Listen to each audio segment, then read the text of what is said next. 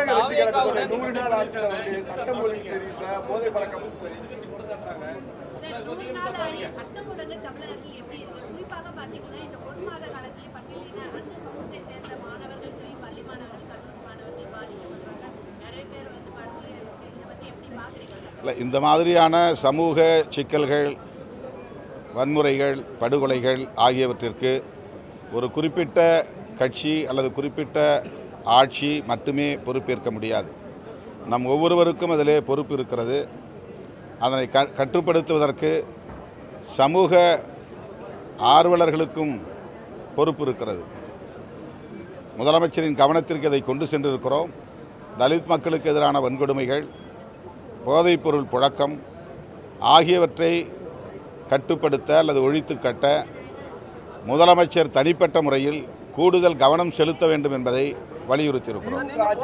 எந்த விஷயத்தை வச்சு சட்டம் ஒழுங்கு சரியில்லை, போதை பழக்கம் அதிகமாக இருக்குது ஒரு பிரச்சாரத்தை கொண்டு வந்தாங்க. இன்னும் அதே தான் நீடிக்குதுன்னு சொல்லிட்டு இருக்காங்க. இது எப்படி பார்க்குறீங்க இந்த வேறுபாடு? இன்னும் ஒரு கேள்வி, விசிகாவின் அடங்க மறுப்போம் அத்துமீறும் என்ற அந்த ஆக்ரோஷமான குரல் இன்று தாவேக ஆட்சி வந்த பிறகு குறைந்திருக்கிறதோ என்று பல தரப்பு மக்கள் சொல்லியிருக்காங்க.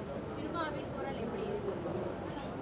நாங்களாகத்தான் இருக்கிறோம். எங்கள் வீரியம் எங்கேயும் நீர்த்து போகவில்லை.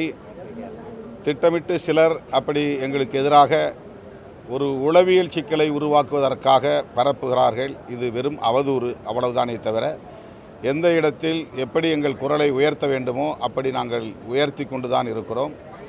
மக்களின் பார்வையிலிருந்து தான் எங்கள் நிலைப்பாடுகளை எடுக்கிறோம், எங்கள் செயல் திட்டங்களை வரையறுக்கிறோம். தனிப்பட்ட முறையில் எங்களின் நலன்களிலிருந்து, கட்சியின் நலன்களிலிருந்து நாங்கள் எந்த முடிவையும் எடுப்பதில்லை. எனவே உரிய நேரத்தில் உரிய பிரச்சனைகளில் நாங்கள் உரிய குரலை தொடர்ந்து எழுப்பி வருகிறோம். தமிழக வெற்றி கழகத்துடன் இப்போ கூட்டணி இருக்கிற உறவுக்கும் எப்படி சார் பார்க்குறீங்க? எளிமையாக இருக்கா? எப்படி பார்க்குறீங்க? இந்த ஒப்பீடு தேவையில்லாதது. தாவேகாவோடு நாங்கள் கைகோர்த்திருக்கிறோம். தாவேகா ஆட்சி அமைப்பதற்கு எங்கள் ஆதரவை நாங்கள் வழங்கினோம். அந்த அடிப்படையில் எங்களையும் அமைச்சரவையில், கூட்டணி அமைச்சரவையில் இணைத்து கொண்டிருக்கிறார்கள். கூட்டணி தாவேகா உள்ளிட்ட அனைத்து தோழமை கட்சிகளின் சார்பில் கூட்டணி அமைப்பது தொடர்பாக முதல் கட்டமாக நடந்தேறி இருக்கிறது. அது குறித்தும் இப்போது முதலமைச்சரோடு நாங்கள் பேசினோம். இந்த சட்டமன்ற கூட்டத்தொடர் முடிந்த பிறகு அந்த அடுத்த கூட்டத்தை ஒருங்கிணைப்பதற்கு ஏற்பாடுகள் நடக்கிறது என்று முதலமைச்சர் சொல்லியிருக்கிறார். எனவே தாவேக்காவோடு நாங்கள் இணைந்து 100 நாட்கள் தான் ஆகின்றன.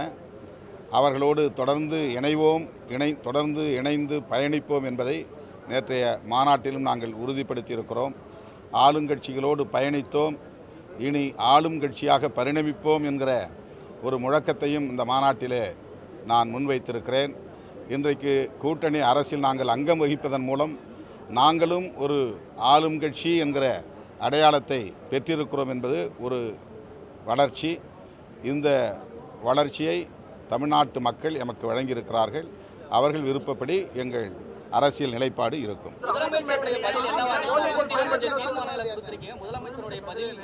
இந்த தீர்மானங்களை பற்றி அவர் என்ன பதில் சொல்ல முடியும்? மற்ற விஷயங்கள்லாம் கவனிச்சிட்டாரு, நோட் போட்டு வச்சுக்கிட்டாரு. குறிப்பாக மேகமலை பிரச்சனை, அமுதன் பிரச்சனையை அதுதான் நாங்கள் வச்ச டிமாண்ட். மற்றதெல்லாம் நாங்கள் அரசியல் ரீதியான சில கருத்து பகிர்வுகள் தான். இந்த மேகமலை தொழிலாளர்களுடைய போராட்டம், அந்த வாழிடங்களிலிருந்து அப்புறப்படுத்தக்கூடாது என்கிற அந்த கோரிக்கை, அது தொடர்பாக சீராய்வு மனு தாக்கல் செய்ய வேண்டும் என்கிற அந்த கோரிக்கை, இதனை மிகவும் கவனமாக கேட்டுக்கொண்டார், குறிப்பெடுத்து கொண்டார். உரிய நடவடிக்கை எடுப்பார் என்று நம்புகிறோம்.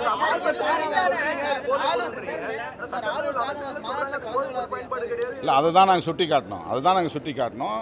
இந்த மாதிரி அது வந்து வெறும் கேங் பிரச்சனைங்கிற மாதிரி, கேங்ஸ்டர் பிரச்சனைங்கிற மாதிரி சொல்கிறாங்க. அது மட்டும் ஒரு கருத்தாக நிலைப்பாடாக எடுத்துக்கொள்ளக்கூடாது. அவருடைய பெற்றோரும் விசாரித்து, அங்குள்ள பொதுமக்களும் தொண்டு நிறுவனங்களை சார்ந்தவர்களும் விசாரித்து, போதைப்பொருள் புழக்கம் இருந்ததனால் அதை கண்டித்த காரணத்தினால்தான் அவன் கொலை செய்யப்பட்டிருக்கிறான் என்கிற இன்னொரு வெர்ஷன் இருக்கிறது. எனவே அதனை புலனாய்வுக்கு உட்படுத்த வேண்டும், ஸ்பெஷல் இன்வெஸ்டிகேஷன் டீம் போட வேண்டும். அந்த ஒரு பிரச்சனைக்காக மட்டுமில்லாமல் கல்வி நிறுவனங்களில் இன்றைக்கு போதைப் புழக்கம் அதிகரித்திருப்பதாக குற்றச்சாட்டுகள் எழுந்துள்ளன. எனவே அது குறித்தும் ஆய்வு செய்வதற்கு, அதை கட்டுப்படுத்துவதற்கு ஒரு அதிரடிப்படை, ஒரு ஃபோர்ஸ் உருவாக்க வேண்டும் என்கிற கோரிக்கையையும் முதலமைச்சருக்கு முன்னால் வைத்திருக்கிறோம். செய்திகளை உடனுக்குடன் தெரிந்து கொள்ள கீழ்க்கண்ட கேபிள் மற்றும் டிடிஎச் நெட்வொர்க்குகளில் எம்நாடு செய்தி தொலைக்காட்சியை காணுங்கள். பாதகம் செய்பவரை கண்டால் நாம் பயம் கொள்ளலாகாது பாப்பா.